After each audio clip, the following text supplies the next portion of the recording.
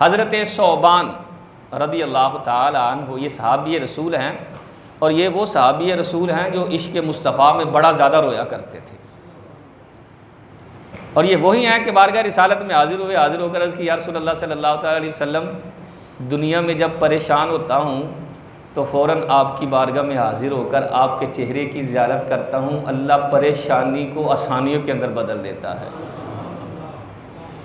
ساتھ ہی کہنے لگے یا رسول اللہ ایک بات عرض کروں؟ سرکار نے فرمایا ہاں پوچھو ثوبان، کیا پوچھنا چاہتے ہو؟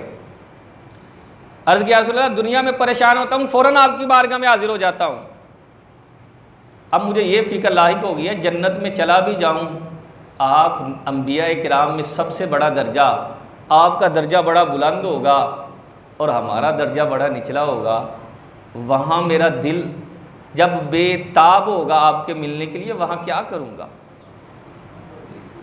جب یہ خیالات کا اظہار کیا تو اللہ نے جو ہے وہی نازل فرمائی ہے، محبوب اپنے غلاموں سے ارشاد فرما دیجئے جو آپ کی اطاعت کرتے ہوئے آپ کی محبت میں زندگی گزارے گا، اللہ جنت کے اندر ان غلاموں کو بھی آپ کا پڑوس عطا فرما دے گا۔ حضرت ثوبان کہتے ہیں میں ایک دن تنہا اکیلا سرکار کی بارگاہ میں حاضر تھا، جب دو بندے بیٹھے ہوں اور پھر عاشق اور مشوق بھی ہوں، پیر اور مرید بھی ہوں، ان کا انداز ذرا گفتگو کا الگ ہی ہوتا ہے، پھر راز و نیاز کی بات ہوتی ہے نا، مجلس ہو سارے لوگ بیٹھے ہیں پھر انداز اور ہے، دو بندے ہی ہیں اب انداز اور ہے۔ سرکار نے حضرت ثوبان کی طرف توجہ فرمائی، ارشاد فرمایا ثوبان تم سے ایک بات کہوں؟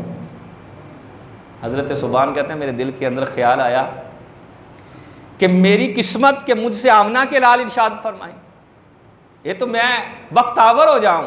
عرض کی یا رسول اللہ حکم فرمائے نا، اس سے زیادہ خوش بخت کون ہوگا کہ جس سے آپ جو ہے وہ کلام فرمائیں۔ ارشاد فرمایا یار ایک وعدہ تو مجھ سے کر اور ایک وعدہ پھر میں تم سے کرتا ہوں۔ عرض کی یا رسول اللہ ارشاد فرمائیں۔ آقا کریم علیہ الصلوۃ والسلام نے ارشاد فرمایا ثوبان کسی سے سوال مت کرنا، اپنے اوپر سوال کا دروازہ نہ کھولنا۔ دیکھیں راز و نیاز کے اندر کیسی تنہائی کے اندر کیسی بات ہو رہی ہے۔ عرض کی یا رسول اللہ ٹھیک ہے میں دنیا داروں سے سوال نہیں کروں گا۔ فرمایا ٹھیک ہے اگر یہ تو وعدہ پورا کر لے تو سن پھر آمنہ کا لال قیامت کے دن بغیر حساب کتاب کے تجھے اپنے ساتھ جنت میں لے کر جانے والا ہوگا۔ سوال نہ کرنے پر کتنی فضیلت ہے یار، نہ مانگنے پر۔